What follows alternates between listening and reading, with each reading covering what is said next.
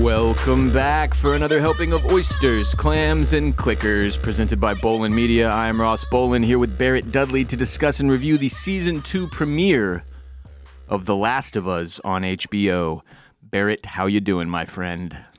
I've got my knife, and I'm ready to throat stab as many clickers, stalkers, walkers, and hecklers as I have to. Good. Yeah, good. Yeah. Ready to rock and roll. I forgot my blade, so you're gonna have to hold it down for both of us. I'll hold it down for both of us. I'll be behind you. Yes. Just providing, emotional support. Moral support. Moral support. That's good. That's good. Yeah. A reminder up top: Barrett and I have not played The Last of Us Part 2 video game. We do not want to hear about how we should play the video game. People keep sending me DMs being like, bro, it'll add to the coverage. I'm like, I don't care. It's just kind of not what we do here for the most part. Like, I like to go into shit blind. We don't like to read books. We're illiterate. We don't want to know what's coming. So we don't know. Generally on things we're off the source material. Mm-hmm. Yeah. You don't have an 11-year-old in your household yet. So I imagine that you've not gone and seen this Minecraft movie. Nobody's in your house is chomping at the bit to go see the Minecraft movie. No, which I would say thank God, but like I've seen clips of the kids in the theaters going apeshit. And you kind of want to see what it's all about. I kind of want to be a part of that. You kind of want to hear Jack Black yell "chicken jockey" and watch the entire arena erupt into complete and total mayhem. Yeah, just pandemonium. Throwing popcorn. Some kid lit off like sparklers in one of the theaters, and they had to like do the sprinkler system and shit. Yeah, it looks crazy. It's this. I feel like it's one thing when there's a book as source material, but when it's a video game and you're like you're engaging like a different part of your mind and your brain and your psyche and you have an even different connection to the source material, right? Because it's like story, but it's also like this like you played it, this active play that you do as well. It like connects you in a weird way, and obviously Minecraft and The Last of Us 2 are completely different video games. But I feel like there's some connective tissue there, right? Because it's just a different way to watch something. Like Minecraft is having this like wild viral success because 12-year-old boys are basically doing like a Rocky Horror Picture Show thing. They're like, there's stuff that you go in. There's Rocky Horror Picture Show was like early memes, basically. Like when it would rain, everybody in the theater would bring out their newspaper and put it over their head. And then in a certain other, you'd like throw popcorn at the screen. And it was like when certain lines were said, that's what's happening in the Minecraft films right now. Like when Jack Black yells chicken jockey, like everybody like gets on each other's shoulders and like screams and hoots and hollers. And there's like a bunch of other stuff like that's happening in the movie. So just to relate it to a bit of pop culture that's out there over the past couple of weekends, like sometimes I'm watching this show, and I got a couple of these moments in the season 2 premiere of The Last of Us where I'm like, yeah, I wonder if this is probably really fulfilling for game players because like, you know, you've probably done this mission where you first meet a stalker or whatever, right? And you've done this, you've seen the cutscene and then like engage with it in a different way. Where Ellie kisses Dina or whatever. So yeah, it's just an interesting thing to be like a game player watching something unfold that you're watching the source material unfold versus being reading a book. It's just a different thing, and it engages you in a maybe an even more like compelling way. Yeah, honestly, one of the kind of fun things. But we are not we are not going to play the game. So we are not watching it as a TV show. Sorry, continue. I've been saving The Last of Us Part 2 as a video game for after this. We get past that story in the series, the TV series, because I don't want any of it spoiled for me. And one of the fun elements for me, having not played the game while watching the show, has kind of been. I like picking out the moments like, I guarantee this was a mission. Like when they go into the market and they meet the first stalker. Yeah. Or, I guarantee this was like an emotional cutscene when Ellie and Dina kiss. Mm-hmm. So it's kind of fun. I don't know. But like, yeah, we could be wrong. but being a gamer who has gamed as much as I have, like I can kind of pick the moments and figure, what came from the game versus what didn't.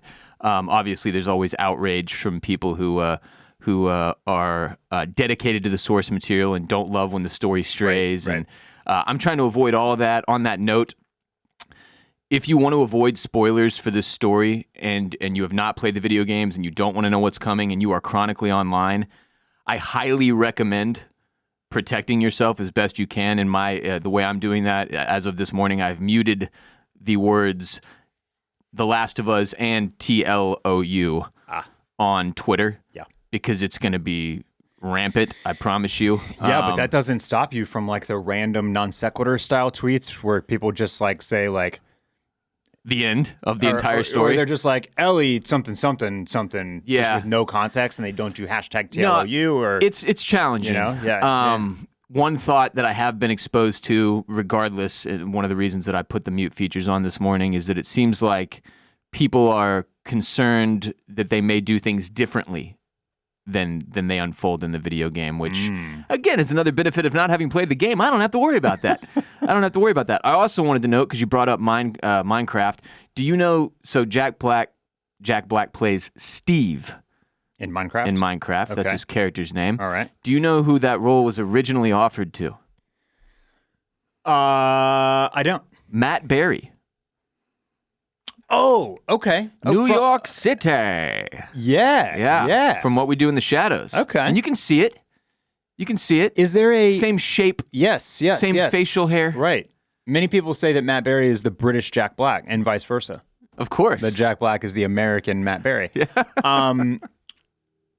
Does he have a voice cameo at the beginning of the film? Matt Berry? Yeah. The only reason I ask is because I saw something, I think it was probably a Reddit thread that was like talking about Minecraft, and somebody said they really liked the voice cameo at the beginning, and somebody replied with a Laszlo gif.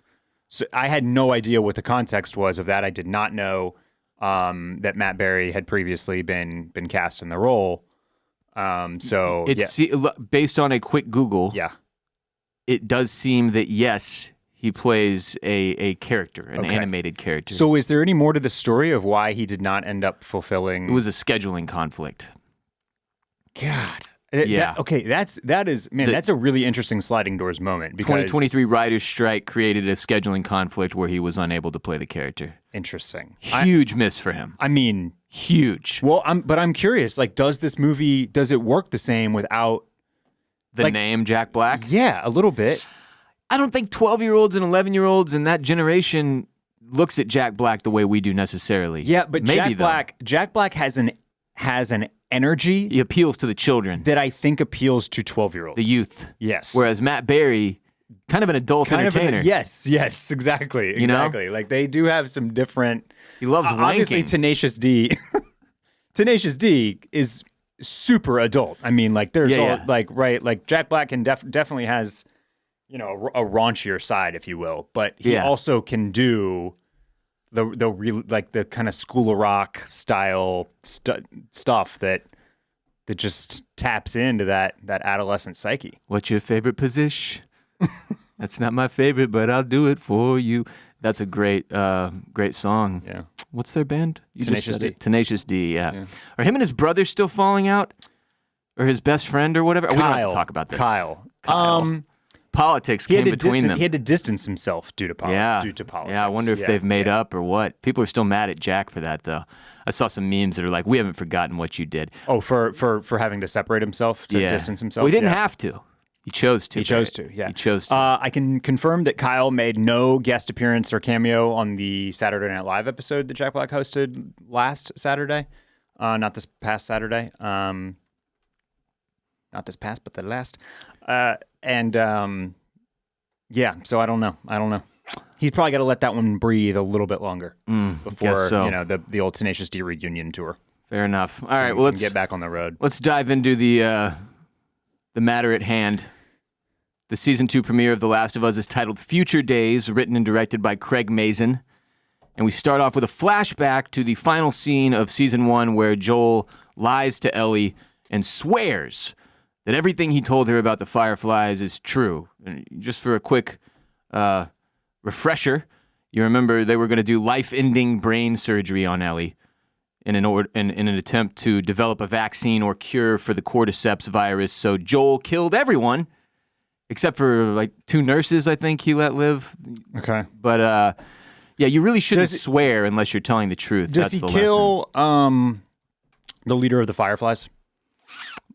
Marlene. Marlene, yes. I don't know if she was the leader, like the nationwide leader, or just the leader Like where a they regional were leader? in Boston. Like, yeah, she was the regional manager.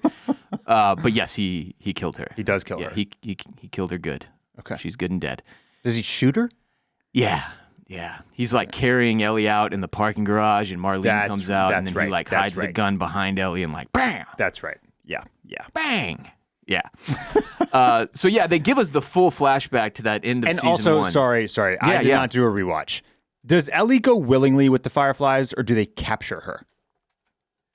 They capture Joel and Ellie. Yeah. With a flashbang. That's right. And then when Joel wakes up, comes to in the hospital bed, they explain to him, yes, hey, yeah, she's already in surgery. That's right. Which, from a strategic standpoint, was not a good move by the Fireflies. That's right. Correct. They needed to do the surgery. They did surgery on a grape, by the way.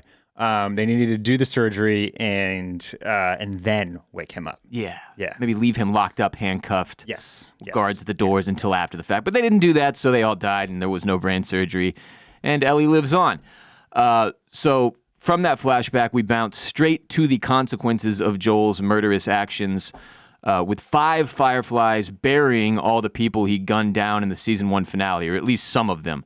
And these Fireflies have heard rumors that the murderer, who is either a Joel or Joe, they're not sure. All they know is he is a smuggler.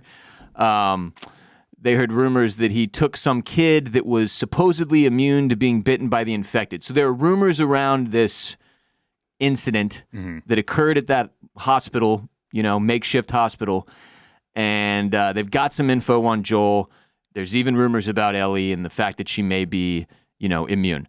One of them says, like, those rumors aren't true because it's not possible to be immune. Another one says it doesn't matter anyway, not without the doctors that are all dead now because Joel killed them all. And then the main girl, Abby, who is super angry about the dead, says she wants to go find Joel and kill him. And I know Abby is important. I know she's a big character. Yeah. Because they marketed the shit out of Abby. When they cast Abby, they were like, we've cast Abby. And then they keep putting up marketing about Abby like I know who Abby is. Well, I don't know who Abby is. But I know Abby's important. They've got a pretty detailed description of Joel. 50s, gray beard, 6 foot tall, scar on his right temple. Oh, yeah. And they say he's handsome. Yeah. And Joel has a 3-day head start on them, apparently. So this dude that's in this Firefly group tries to talk Abby into meeting up with a Seattle crew of Fireflies, which he says might have resources and a way to find Joel, like some leads. Then he and the rest of his crew will help Abby find and kill Joel once they've met up with the Seattle crew, is what he says. Abby then says that when they kill Joel, they're going to kill him slowly. Again, she seems very angry. Roll opening credits. So that was also a flashback. Yeah.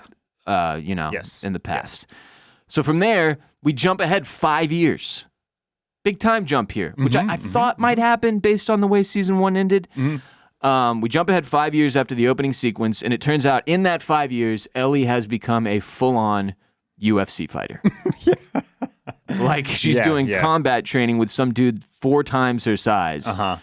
And at first, I thought they were like dropping us into a scene where she's immediately being assaulted and like having to fight for her life. Yeah, I mean, she is not pulling any punches. It seems like she is trying to kill this man. Yeah, and she's bloodied, like she's got blood coming out of her nose. Somehow she still manages to overpower this giant dude and forces him to tap out. She's quite good, is one of the takeaways from this episode on the whole. She has developed her combat, her mixed martial arts skills quite a bit in this 5 years. Pretty awesome little fight scene. Really difficult to make it believable that a girl that size could take down a man that size. And I thought they pulled it off. I thought this was good, well choreographed and intense, and it felt real enough. Ellie, we notice in this scene, is like has tatted up her right arm, her like scarred arm. Yeah, I wouldn't call it a sleeve. Nah, she got that sleeve going. That's a sleeve. In development. It's a sleeve in development. It's an SID.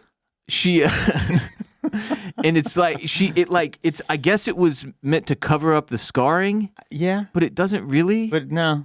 So quite. not sure what the point of that was. Anyway, it ties into the larger theme of her trying to hide the fact that she's immune, clearly. Right. And also signals that she is, I feel like they kind of do a little bit of work early to, and they eventually get to her age, but like, we went from her being kind of an adolescent teen to 14-year-old. now she is an adult, basically, right? She's 19 years old. She can do things like get tattoos based on our pre-apocalyptic rules and laws. You know, you probably can get it whenever you want in Jackson, Wyoming in the year 2029 in a post-apocalyptic zombie warland. But but you know what I mean? Like they're signaling that she is... Things are different now, Ross. Yeah. She does things a little differently. She's a bad girl. She's a bad... Fuck you, Dad. I do what I want. Yeah. That's her whole attitude. Which is not original, because like Gail puts it later, that's every teenager ever. Right. But she's extremely pissed that the big dude pulled a punch on her, because she wants to train all out, Barrett. Right. Yeah. In the real world, there would be no punches pulled. That's right. And she wants to train to survive. You got to sock me in the face, just like you would any man. Yeah. Aaron, the Asian dude, is like, we didn't want him to knock you out cold. She doesn't care, though. No pulled punches moving forward. So we are back in Jackson, Wyoming, which has developed into a big-ass town, significantly larger than we left it in Season 1, which I did not catch during my first watch-through. I caught it during my second watch-through this morning before we record. When they pan out, it was like, there's got to be thousands of people living here now. Yeah, it's a regular old little western town. They've been building their dicks off. Yeah. In that 5-year period. Ton of construction going on, building new housing, new buildings. Joel is now a foreman, which I'm not a construction guy, but I know that's important. He's like... Yeah, he's the leader of like a construction site. Of the construction crew or something, yeah. One of the construction workers, a young girl about Ellie's age, comes in and talks to him. Her name is Dina. She's very charismatic, cute, very likable, this Dina. She seems to get along with Joel very well. They have a, friendly relationship. Dina asks Joel why Ellie is angry with him, which she has clearly picked up on. Joel doesn't tell her, obviously. He kind of susses it out to see, like, if Ellie has told Dina why she's mad. Joel says he figures it's normal for her being 19 and him being what he is to her, basically a father figure. Yep. Normal teenage shit. Joel is clearly... We pick up over the course of the episode, but it becomes evident early on. He's sort of in denial over what he's done. What it seems like Ellie might know he did deep down, right? There's like this divide, and they're chalking it up to teenage hormones and whatnot here. But my read was like, Ellie, when they have that, the reason they play the scene, the final scene of Season 1 at the beginning of Season 2, at the beginning of this premiere, is to remind you how Ellie responds. When she makes him swear, he does swear, and then she continues to almost do the Larry David, like, dun, dun, dun, dun, where she, like, reads his face. Yes. Dun, dun, dun, dun, dun. You know what I mean? Yeah. Like, she might have picked up on the fact that he did not disclose everything to her. Right? To what degree she can't possibly know. Well, let me ask you a bigger picture. I was going to kind of save this towards the end, but we're discussing it now. Let's do it. So I have a bigger picture question, which is, it's been 5 years. Yeah. Are we supposed to assume that they have been fallen out for 5 years? I don't think so. Or is this a more recent development? If it's a more recent development, do we think that Ellie actually did learn what Joel did already? No, I don't think she knows. I think it's one of those things where when someone has lied to you and maybe you were able to be cool with it at first, but over time and factor in the teenage hormones and everything else, it's sort of just your relationship erodes as a result of it. Okay. You know? So more our read then is that, yes, as she has developed into more of an adult, thought about the 5 years ago incident. Right. Talked it through in her mind over and over and over and over again. Because I mean, already suspicious of what Joel had done, that she has now essentially convinced herself that she knows what happened, and she is kind of finally taking it out on Joel now that she is, of an age where she doesn't really need to be as under a father's thumb. Right? And I mean, if you play back what happened, Joel does not play it off well. No.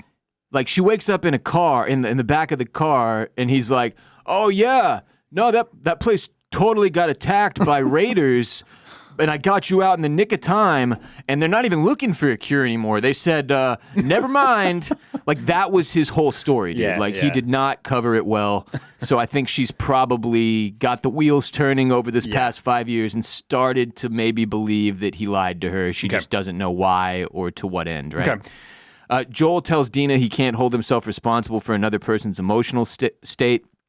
And Dina is like, holy shit, dude, are you in therapy?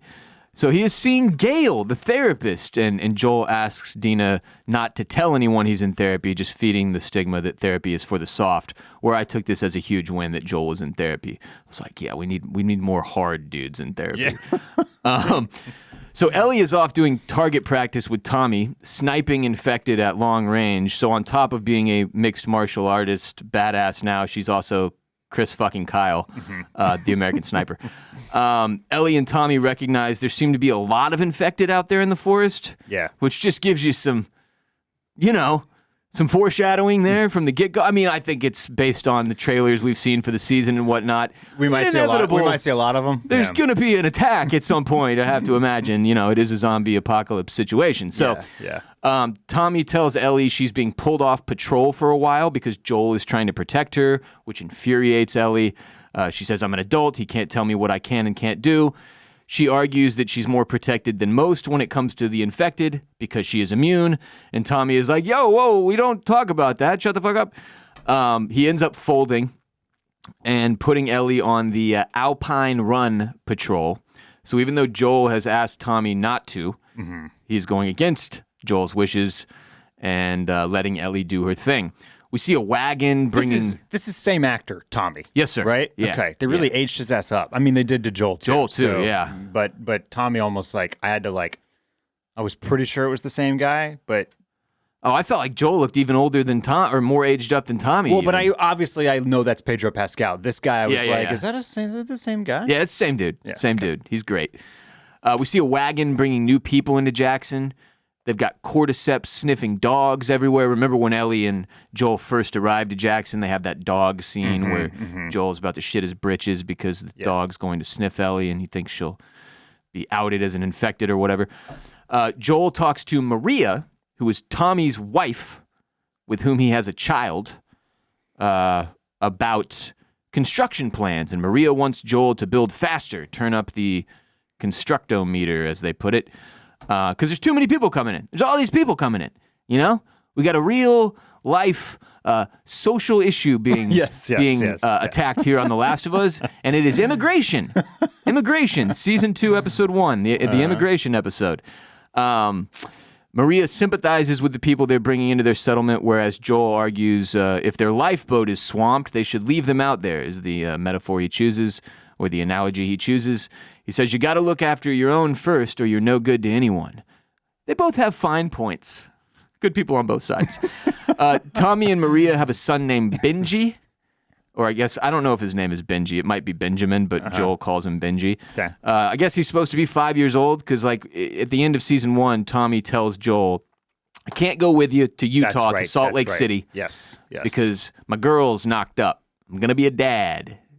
Joel's not stoked for him. So they got a 5-year-old now. And Joel talks to this 5-year-old about how he has a map in front of him or something. And he's like, what's in here? And he's like, we live in here. And he's like, and what's this? He's like, the fence. He's like, what's outside the fence? Monsters. And what do we do to the monsters? We shoot the monsters. So it's just kind of a cool insight into the reality of their new world, raising children in this post-apocalyptic zombie wasteland. There's some harsh realities you have to face the children with at a very early age. Right. Now, we kind of knew that in season 1 with Ellie being a 14-year-old girl, but we never really got to see it, the parenting side of this, or uncling, as it is for Joel. Tommy does not tell Joel he was off shooting with Ellie. He lies, keeps that a secret, says he was off shooting by himself. I guess he doesn't want Joel to know how much time he's spending with Ellie, maybe, not really sure. Just something to, put a pin in. Joel then goes and sees his therapist, Gail, who is played by none other than Catherine O'Hara, the mother from Home Alone, also of Schitt's Creek fame. Yes. Fantastic actress. Moira. Yeah, old Moira there. He pays for his therapy with weed that is apparently extremely mid compared to what Gail is used to It's all receiving. shake. Former client of hers had the good shit, apparently.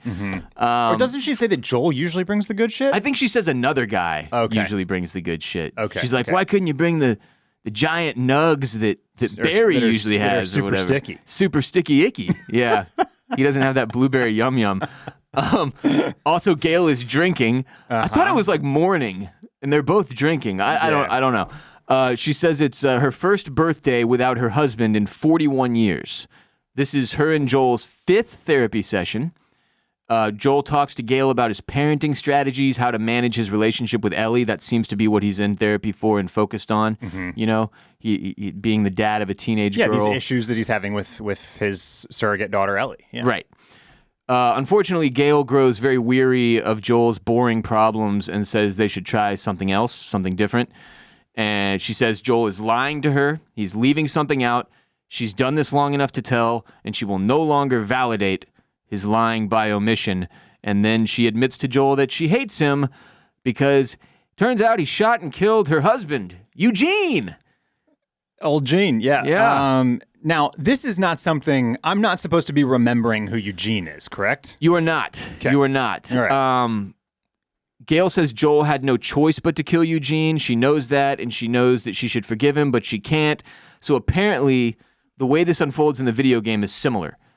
They pick up with The Last of Us Part 2. A 5-year time jump has occurred, and Eugene is already dead. Okay. And you don't know what happened. Yeah. My guess, though, I would bet good money, based on the way this unfolds in this scene with Gail, Yeah. the fact that they're focusing on it, we're going to do a flashback scene and see Joel we'll probably kill see Eugene. old Gene I think we're going to meet this fella. get clapped. I think so. Because it's weird circumstances. She says that, like, he knows he had to do it. Yeah. So, like, what did Eugene do that put Joel in that position? He could have gotten bit, right? Also possible. That was my first thought. Yeah, honestly, like, considering the circumstances. Although it seems like maybe that kind of would create a little less animosity, and that right? she would probably just outright say that. Yeah, you know? Yeah. So probably something a little bit different. Now that we're talking it out, my guess, do you want it? Yeah. Why not? Eugene figures out that Ellie has been bitten. Joel kills Eugene to keep the secret. That's my guess. But I don't know, though. But Gail here says that he knows he had to do it. Yeah, maybe he made up some story. Joel made up some story to validate it or something. I don't know. It's just my guess. Okay. All right. So you think there's there's a lie within the lie here? Yeah, he's weaving a web. He's weaving a web of lies. Yeah. Of Gotta lies. be careful. Yeah. Gail tells Joel it's his turn to say a thing that he's afraid to say since she's admitted that she hates him. Awkward thing to hear from your therapist. She says, no matter what it is, no matter how bad, I promise you, I will help you. But Joel cannot admit to what he's done. All he can say is, I saved her. So saved her. You can see how he's like warped the story in his mind, right? Because the obvious... it's true. It is true. He did save her life. That's facts.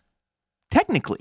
It's a technicality, but he did save her life. He just happened to murder like 35 people while doing it. And maybe also condemn humanity. Humanity's chances of survival have been diminished significantly as a result of his selfishness. Yeah. That is the crux on which this entire story sits, right? Yeah. I just want to flag this scene. Catherine O'Hara coming in, doing the Lord's work. Unbelievable scene. I think this was my favorite one of the episode. And maybe I'm being hyperbolic by saying this was unbelievable. I really liked this scene. It was great. This is the type of scene work and character development that for me like separates this show from your kind of run-of-the-mill Walking the Dead. And I don't mean to do a drive-by on The Walking Dead because I only watched one season of it. But I watched like several seasons of Fear the Walking Dead. It's a fair drive-by, Barrett. And I feel like I got the gist. Sometimes a drive-by is warranted, and in this case, it kind of is. Because honestly, I had this, not to cut you off, but I had the same thought watching this episode. I was like, yeah, this is why this show is elevated above its counterparts like The Walking Dead. Yeah, and just other kind of post-apocalyptic zombie fare, right? Like, so I really like this. It's also nice to see Catherine O'Hara, who has always been known for her comedic chops, and not that I would never call her one note, but she does have a very specific note that she plays often. Indeed. And this is like, I think like any kind of great comic actor, there's always a little bit of that in them. Yeah. But she takes it and does something totally different with it here. And it's really, I mean, it's great. It's really like, this is great acting. She's great. She is great in this scene. And I'm really, really looking forward to the development of the Gale character. Seems like she's going to be an important character. Yeah. And then this episode does some kind of laying of the board, setting of the board. And this was one of the best seeds I thought that it planted, both with the Eugene story and also, I'll tell you what, I thought that at the end of this episode, we were going to get Joel telling Ellie what he did. Yeah. Because obviously we're setting up this idea that like the only way to fix what Joel and Ellie have going on is that Joel needs to come clean and tell her. Yeah, Gale drops that quote, So- you can't heal something unless you're brave enough to say it out loud, which was clearly a seed planted there. You mentioned that it's always fun to see and interesting to see a largely comedic actress or actor attack a serious dramatic role. And it feels like it's become more and more commonplace. But like you look back and like Robin Williams did it and did it successfully. Jim Carrey did it and did it successfly. Vince Vaughn in True Detective Season 2. Of course, one of the most beloved performances in the history of the medium. That's right. So yeah, so it can be done. Granted, you need a writer who's not so hopped up on cocaine that they can't stop spouting out insane quotes, which unfortunately was the case with True Detective Season 3. But yes, I agree. Great performance from Gale here. And since we're doing giving Catherine O'Hara her flowers, and you're speaking to what this show does so well by introducing characters, developing them, getting you invested in them, the emotional, like human side of all this zombie apocalypse stuff. The actress who plays Dina, I thought also did a fantastic job in this episode. Really, really good casting here on both of those parts. But Isabella Merced is her name. She was great, really drew me in. I thought really added another element to this thing that makes season 2 even more interesting, which is what they needed to do here. You needed to be able to take what you accomplished in season 1 and build momentum. Yeah. Not just maintain, or else this was kind of going to, it has the possibility of falling into the old like video game, turned into a TV show or movie thing, which can be kind of dog shit. So, good casting. Yeah. You know what they could really use in Jackson, Wyoming, Barrett? What's that? Factor meals. Ready to what. optimize your nutrition this year? Factor has chef-made gourmet meals that make eating well easy. They're dietitian approved and ready to heat and eat in 2 minutes so you can fuel right and feel great no matter what life throws at you, even if it's a zombie apocalypse. If you're like me, there's some days you get home from work or school or whatever, and you just need to be able to plop down on the couch and enjoy the next episode of your favorite TV show without worrying about what's for dinner. Factor takes this dream and makes it possible with the best meals delivered straight to your door. Got my latest box of Factor last Friday. Actually had a Factor meal for lunch both Saturday and Sunday. Also had a couple of their juices. They've got juice. Quite good. Very healthy juice. Yeah, not usually a big juice guy, but friggin' love Factor's juice. Yummy, yummy in my tummy, Barrett. Factor arrives fresh and fully prepared. Perfect for any active, busy lifestyle with 40 options across 8 dietary preferences on the menu each week. It's easy to pick meals tailored to your goals. You can choose from preferences like Calorie Smart, Protein Plus, or Keto. Reach your goals this year with ingredients you can trust and convenience that can't be beat. Eat smart with Factor. Get started at factormeals.com/OCC50off and use code OCC50off to get 50% off your first box plus free shipping. That is code OCC50off at factormeals.com/OCC50off to get 50% off your first box plus free shipping. Details and links in the description of this episode. From there, we are in Ellie's room where she is cleaning weaponry and listening to really bad rock music. The song was so dog shit that I was like, did they pull this from the game? Was this real? Yeah, that's my question. I didn't bother to look this up because I thought it fit the scene well. It's just some classic generic rock. But was this real rock? Was this real music? I don't know. I just assumed it was from the game. Right? I don't know. It reminded me of like the random scenes in The Sopranos where AJ is blaring Slipknot or No, whatever? where Adriana is running a bar, a club. Oh, and yes, she's yes, having yes, like yes. random bands Yes. perform or whatever, and they're always just absolutely terrible. There's some good stuff in there. Yeah. Yeah. So Ellie lives in Joel's garage now, which he says he regrets allowing her to move into the garage. I'm guessing because it creates even more space between them and more distance. Not as many opportunities for connection. Dina, her little friend, comes in to see Ellie and pick her up for the Alpine run. Ellie's relationship with Dina is pretty impossible not to compare with Ellie's relationship to Riley from season 1, her friend who got bit when she got bit, but was not immune and unfortunately passed away because Ellie had to execute her. There's clearly some spark there from the get-go is partially what I mean, but yeah. Ellie gets her horse, Shimmer, that's her horse, for patrol, and her and Dina head off. There are 3 others in their recon patrol group. Their orders are that if they see a couple of infected, like 1 or 2, they're allowed to take them out. But anything more than that, anything big, and they're supposed to report back, so they can assemble a larger team. A squad, if you will. Yeah. Yeah. For safety purposes. So they're out on patrol. Ellie and Dina talk about the New Year's party they're having tonight in town. Apparently, Ellie had a little girlfriend named Kat at some point. Who's on the run? She's the leader of the run. I think she's the leader of the run. Yeah. So it's that Kat. She's patrol leader. So over the last 5 years, she had another little girlfriend at some point. Dina tells Ellie they can go to the event tonight together, that they can get baked. Apparently, they've got just a plethora of weed here in Jackson, Wyoming. Blah, blah, blah. Dina is apparently in an on-again, off-again relationship with Jesse, who's, I think, is the Asian dude who's, giving them orders. Yeah, and Ellie picks up on a little tension between them maybe there when they're headed off on patrol. Yeah. So they keep breaking up and getting back together. They're on and off again. One of those things. I'm now thinking about the weed because Gail obviously mentions the weed as well. Like it's, and weed, it grows in the dark. You can grow weed hydroponically in dank, dark settings. That hydro. And so you theoretically, think about whenever you see like a weed farm in movies. Take Pineapple Express, for example. Right. That's in like a warehouse. It's closed. They've got the special lighting.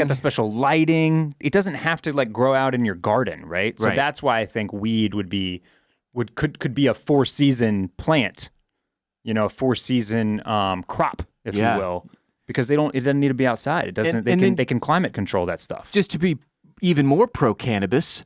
They can use the hemp to make other things. That's right. Rope.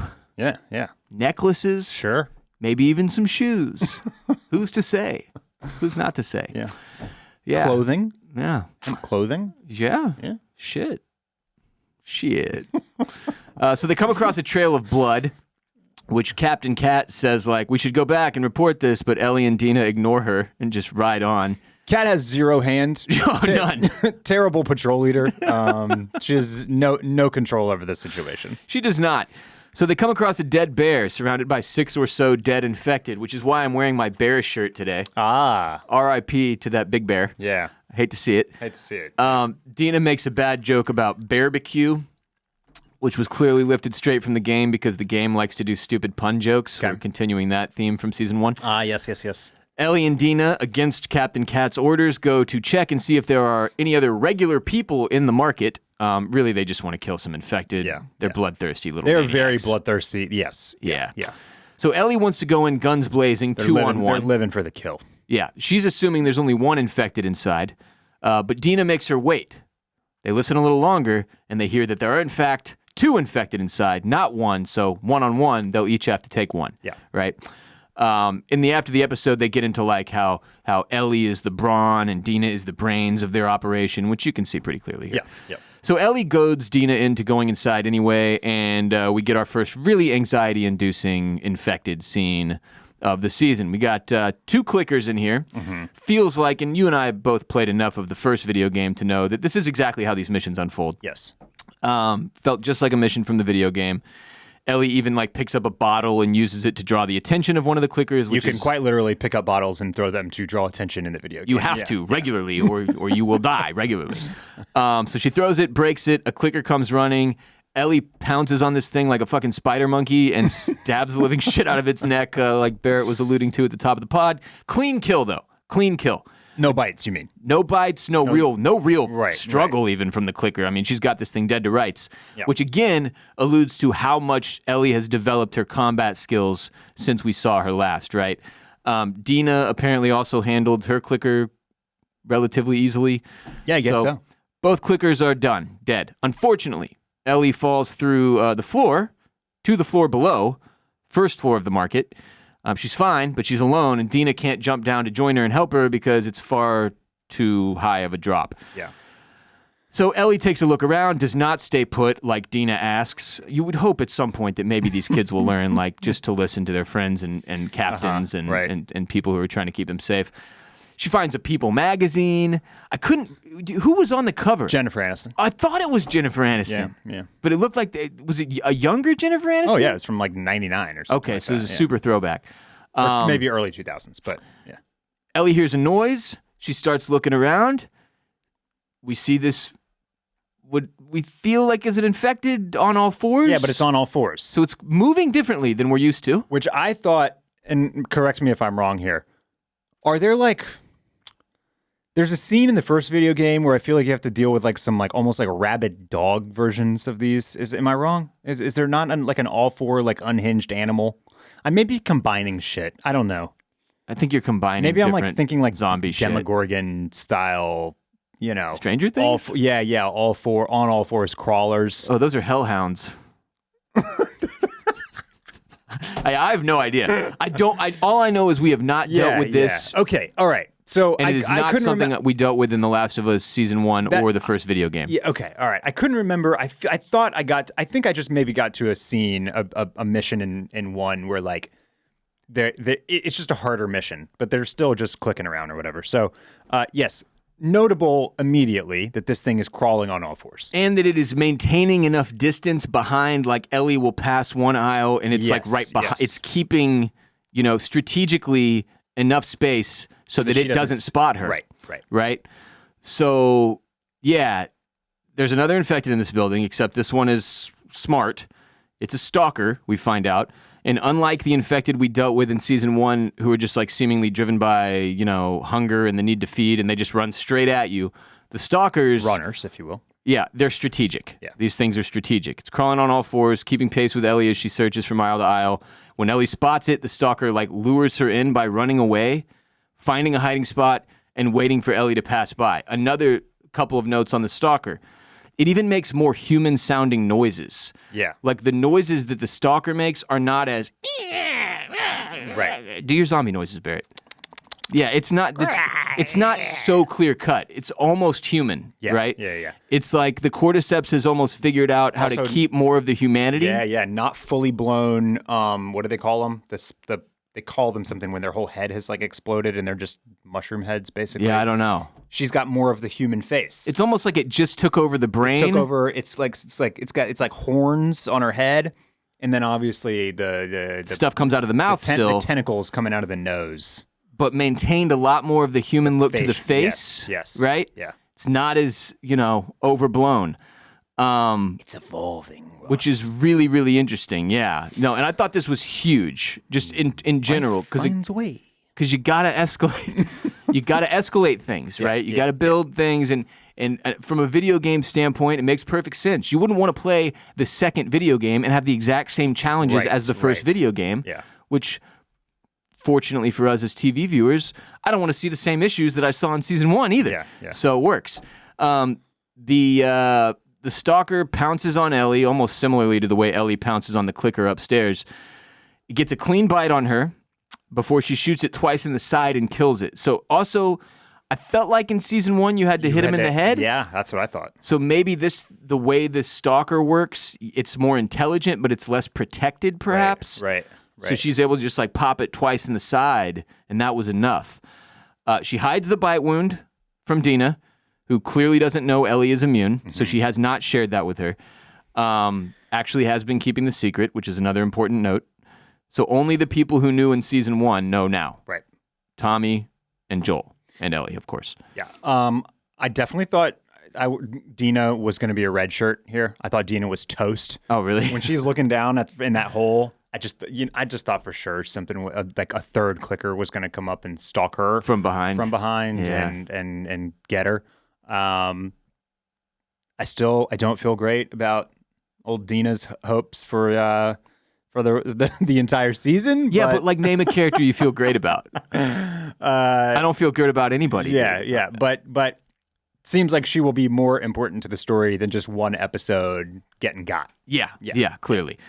So Ellie and Dina report back to Jackson and to the council that oversees Jackson, which is like 9 or 10 members of the community, it looks like.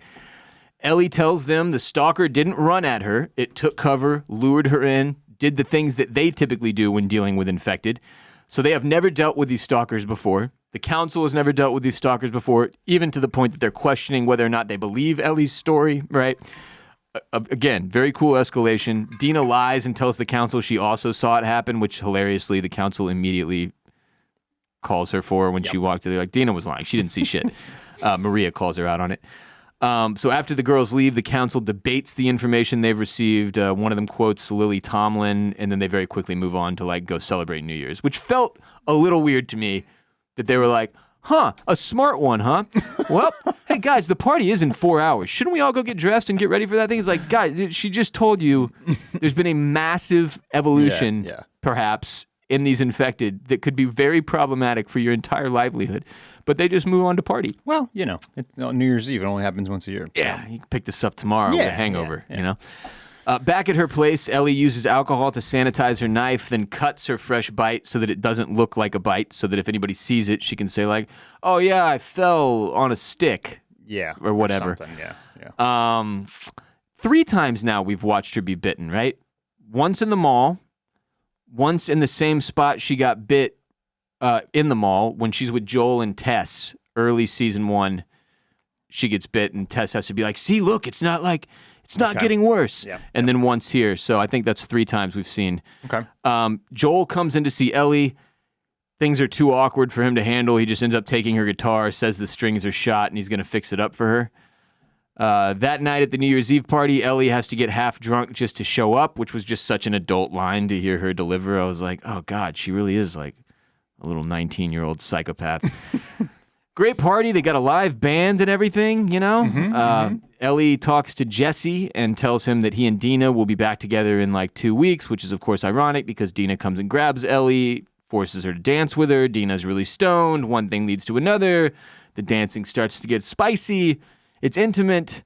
Ellie's got herself a spicy Latina.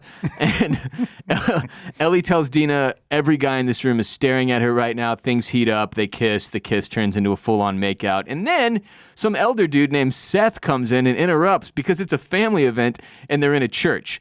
Now, on one hand, you do get the vibe that perhaps the people of Jackson are not as open-minded as you might hope. Not so down with the lesbians.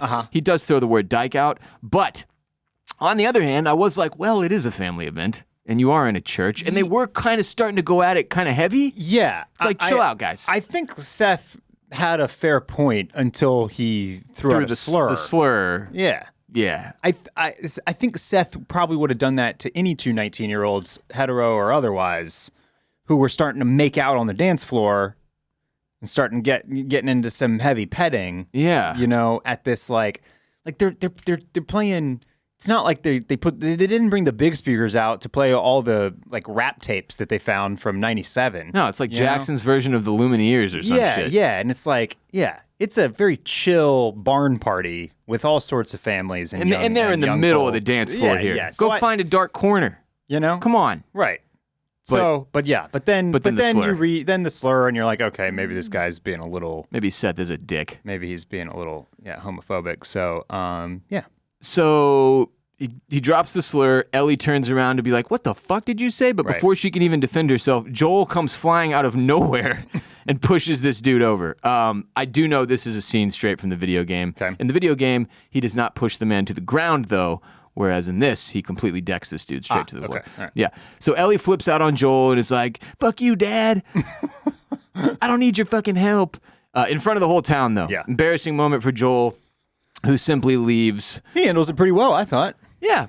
Another good scene, though, for Dina. You know, again, you got to make this you got to make us buy in as an audience to like the little budding relationship between her and Ellie, which I didn't feel like was done as well with season 1 between Ellie and Riley. Okay. So I don't know why. That one for me, I didn't like feel it as much. This one, I really, really did. So I think the chemistry played well. Okay. Was a nice little relationship we got going here. Don't air your business out online for everyone. Use today's next sponsor, NordVPN. NordVPN is here to drastically enhance your web browsing experience and data security. No one likes to be watched or tracked, even if they have nothing to hide. That's why it's important you step up your privacy game whenever possible. If you aren't using a VPN right now, you are currently open to having your internet data creeped on in a big way. VPN stands for Virtual Private Network and is a service that protects my internet connection and privacy online. It creates an encrypted tunnel for my data, protects my online identity by switching my IP address, allows me to use public Wi-Fi hotspots safely, and more. VPNs are the only way to be sure that your real location and IP address are hidden, your online data is encrypted, and your browsing history is invisible to your internet service provider and other third parties. Everybody who cares about their privacy should be using VPN right now, and NordVPN is the best and fastest VPN provider in the business. NordVPN is software, not hardware. Super easy to use across every major platform: Windows, Android, iOS, macOS, and Linux. Even your Android TV supports NordVPN. You can connect with just one click or enable auto connect for 0-click protection so that every time you're online, so is NordVPN. I personally love NordVPN because if you travel abroad, maybe you're doing a vacation, you can still make sure you have access to your favorite shows and movies from your home country on location-based streamers like Max using NordVPN. And because at this point, obviously, it's important that we all take our own steps to protect our privacy online. To get the best discount off your NordVPN plan, go to nordvpn.com/White Lotus. And no, that is not the incorrect URL. It is still nordvpn.com/White Lotus because we just finished covering the White Lotus. We'll see if they give us a new link next week. But for now, that's still the link. Our link will give you 4 extra months on the 2-year plan. There's no risk with Nord's 30-day money-back guarantee. Again, that's nordvpn.com/White Lotus. The link and details in the description of this episode. So later that night, Joel is playing guitar on the front porch. Ellie sees him, walks right past him without acknowledging him, heads to her room in the garage. Elsewhere, people are burning sparklers for New Year's, and when one of them drops a sparkler on the ground, we see that it awakens some of the cordyceps in a nearby pipe. Now, as a callback to an earlier part of the episode that we didn't touch on, when Dina comes and talks to Joel, it's just after they have been like trying to, I guess they'd found some pipe that they were going to use for a construction project, but then they break it open and they see like, oh shit, it's filled with roots, dead cordyceps. Yeah. They think it's all dead. Okay. So I'm pretty sure that's the pipe that we saw then, and they've left it there, but it's not all dead. Yeah. Some live ones come creeping out from the back, and I guess it can fucking smell or see the sparkler or some shit. Yeah, so sorry for not rewatching season 1, but this is what happens when you wait 2 years plus between seasons. You want to know how this works? Remind me how this works. So this shit can communicate for like miles and miles. There are miles long underground, cordyceps that's right. strains just going crazy under there. And so they have to be real careful when they're walking about, like, for example, in the museum scene in season 1, Joel specifically says, like, don't step on this shit. Tess explains to her, like, if you stepped on this here, this live cordyceps patch right here, it could communicate down through the wire to this horde 2 miles away that would then know your location. That's right. Okay. Which is clearly what's going to happen here. Okay. Like that sparkler has indicated to the cordyceps there are people here. Do they feel like they've kind of eradicated the cordyceps from Jackson? Like they don't have any live? Yes. Okay. That's the impression they're under. But I think what we're supposed to gather from this is like, and just from the episode on the whole, like clearly there's some evolution that has taken place. Yeah. And maybe the cordyceps are now disguising themselves as within dead cordyceps to make it, so these people aren't as aware of their presence. So there clearly is some in Jackson. Yeah. It's just the little plant, roots or whatever. But if you touch the plant roots, are you done for? I don't think if you touch it, but if it gets inside you, then you're done for. Right. Yeah. Okay. I doubt you'd want to touch it or test it that way. But don't Don't touch the cordyceps. So this fucking don't eat the seeds of the pong pong fruit. New Year's celebration Sparkler Fest has potentially done some real damage here. Then we see Abby's group, the Fireflies. I'll add. I think this cordyceps probably is sensing. Heat. This seems to have been. Like, I think this is a long con by the cordyceps. Like I don't it's think been lying in wait. I think the sparkler acts as a device for the cordyceps to come after something to show us. But I don't think the sparkler is like what awakens the cordyceps. Oh. I think the cordyceps has been infiltrating for a while and it's just like this was the moment where the audience sees that. See, the way they gave us the scene, I took it as something about the light, smoke, or sparks from the sparkler somehow alerted the cordyceps, and then they like pan up to let you know like this shit's gonna tell its boys, and they're all gonna show up. But either way, we see Abby's group, the Fireflies, all in winter wear with their weapons, walking up and seeing Jackson from what I'm pretty sure is the exact same vantage point that Joel and Ellie returned when they returned to Jackson in the season 1 finale, and the scene that we saw again at the beginning of this episode. Yep. And that is that.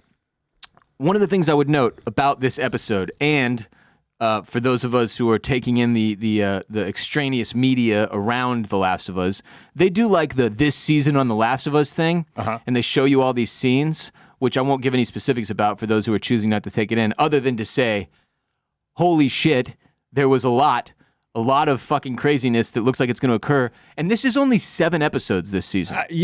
So I have no idea how everything from unless like most of the scenes from that trailer are all from like 1 or 2 episodes, we're going to be moving quickly, it feels like. Yeah. That's a great note. Only 7 episodes this season. Yeah. And yes, I had the same thought. That was insane. They show that little trailer, essentially, and it looks absolutely unhinged, the amount of craziness that's happening. And I know that like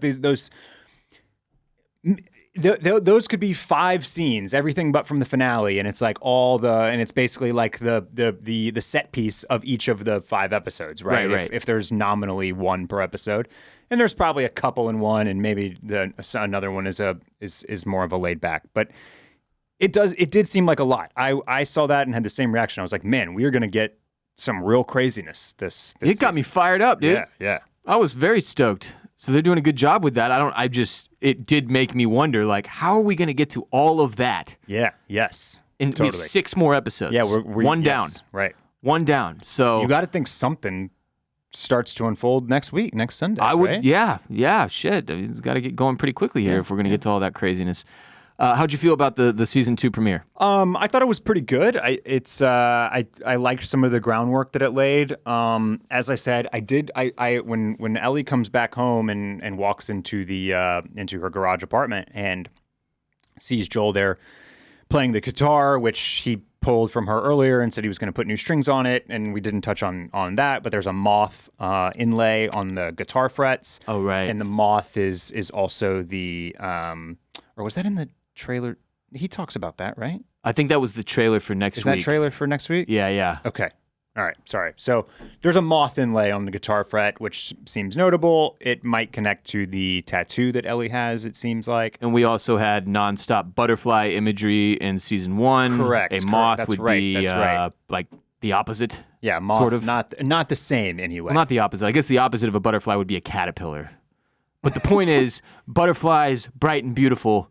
Moths, not so much. Yeah, right. Dark and gross, kind of. Yeah. Not to be a moth hater, but. But so I actually thought that like I said earlier, I was almost anticipating Joel ripping the Band-Aid off right there. He doesn't. So since we're not getting it right then and there, I imagine that's something that they will keep for closer to the end of the season. You feel very confident Joel will tell Ellie. Yes. What he did at some point. Yes. I'm more in the camp of I think someone else is going to tell her. Okay. With the way that the Fireflies presented that information in the flashback at the top of the episode, where Abby mentions that they heard it's a good point. that the guy had a girl and that she might have been immune. They keep stopping her short of saying it. Yep. I was like, oh shit, these bitches are going to roll in and tell Ellie. Okay. Yeah. Something like that is my guess. Hell, we got Jeffrey Wright coming. I know, dude. That's one of the things from that little trailer that I was like, what the fuck? Half that trailer was characters we haven't even met yet. Yeah. Who the hell are those people? Yeah. Where the hell are they? It seemed like a completely different spot. Like we might spend time with a whole new group. I know. There could be a whole episode that's not even like. That's what I'm saying. Right. You got to remember season 1, episode 3, total break in the action. Yeah. To do that, strawberry side quest. Right. Out there at Bill and Frank's. Yeah. It's not Bill and Ted's Not Bill and Excellent Ted, no. Adventure. That's different. So I like some of the groundwork that they did. Good reintroduction to some of the characters. It's jarring going from Severance to White Lotus and then into The Last of Us. Like, it's very, not that White Lotus and Severance have much connective tissue or similarities at all, but like we're really switching gears here to this to this apocalyptic, A little darker. zombie show, right? Yeah. So Not that there isn't darkness in those other 2 shows, but there's a hell of a lot more like humor. yes, I and would there's say. no horror, I would say. Right. The Last of Us is obviously playing with some jump scares and some Well, Severance has got some sci-fi horror, and, but yeah. and some tension there. Some of that horror style tension. So it's just you kind of have to like shift your mindset a little bit to put yourself in a different mode. But It was tough for you after the joy of seeing Rory win the Masters. Throw that in there, and it was a tense Sunday at home. Yeah, nonstop. Yeah. This is much better than the alternative, though, where Rory blows it in the playoff, and then you still have to go watch The Last of Us, which can be kind of a downer. That would have been worse. That would have been worse. Yeah, that was one thing from my season 1 rewatch that was very apparent. The show is not, and the story is not super uplifting. It is not afraid to be real as shit, and kind of a downer. And not that there's anything wrong with that. I'm just saying you're not wrong. It is a change of pace from the White Lotus in particular. But I thought it was a great start. I was really impressed again with the casting. Dina and Gale are both characters I look forward to seeing more from, that I thought added to what we've got going on in terms of the existing chemistry with Joel and Ellie now being on the outs. You need other people to sort of step in and root for them. And as we also noted, we're going to have all these other characters coming down the pipeline at some point this season. Who knows when? You have to figure they start soon. So very excited to be back covering The Last of Us again. Glad we've got season 2. Glad we've got it immediately after season 3 of The White Lotus so we can keep the HBO train running. Remember, Barrett and I will be back later this week on patreon.com/oysters, clams, cockles, where we will take hotline calls from our listeners who are supporting us there on Patreon by subscribing to the Mollusk Militia tier. We will play their calls, which will include theories, questions, observations that we did not touch on today's show, or further discussing important scenes that maybe we didn't completely flesh out. And Barrett and I will respond to them, give our feedback, delve deeper, further, harder into the season 2 premiere of The White Lotus. Patreon.com/oysters, clams, cockles, where right now you can get a 7-day free trial so you can enjoy our first hotline call-driven episode of season 2 completely free if you play your cards right in terms of timing. Ad-free. Everything on patreon.com/oysters, clams, cockles is ad-free. So you subscribe to support our show, and in exchange you get additional exclusive ad-free episodes every week. This week it will be discussing The Last of Us season 2 premiere even further. Towards the end of the month, when Andor kicks off, we will be doing Andor coverage exclusively on patreon.com/oysters, clams, cockles, in addition to our bonus hotline call-driven coverage of The Last of Us. So go get in there. It's a great time. Never been a better time. So much content. Patreon.com/oysters, clams, cockles. You get access to our entire backlog of content if you're in the Clam Fam or Mollusk Militia tier. The Sopranos podcast that we did a companion podcast for every single episode of The Sopranos. All of our bonus coverage for The White Lotus Season 3, Severance Season 2, everything we've ever covered there on patreon.com/oysters, clams, cockles. Get in there, support our show. Also support our show by supporting our sponsors. This week we had nordvpn.com/White Lotus to get 4 extra months on that 2-year plan, and factormeals.com/OCC50 off to get 50% off your first box plus free shipping. Other shows here at Bolin Media. If you are an F1 fan, check out Formula Bone, bringing you a preview and a recap of every race all F1 season long, with its host, Jared J-Bone Borislow. Formula Bone, available wherever you enjoy OCC, including youtube.com/@FormulaBone. social medias at Formula Bone. Also, check out the Ross Bolin podcast for more from me. And you can follow me on Twitter and Instagram at WRBolin. Mr. Dudley, where can the people follow you? Oh, I'm right here on your handheld device at Barrett Dudley. At Barrett Dudley. Go to bolinmedia.com/shop to grab yourself some merch. Thank you for being here today. Thank you for watching. Thank you for listening. If you're on YouTube, hit the like button, hit the subscribe button. Leave us a comment. If you're on Apple Podcasts, rate and review. If you're on Spotify, give us 5 stars. We'll see you all next week. Look forward to hearing everyone's reactions on Patreon and reading them on social media. Until next time, when you're lost in the darkness, look for the light.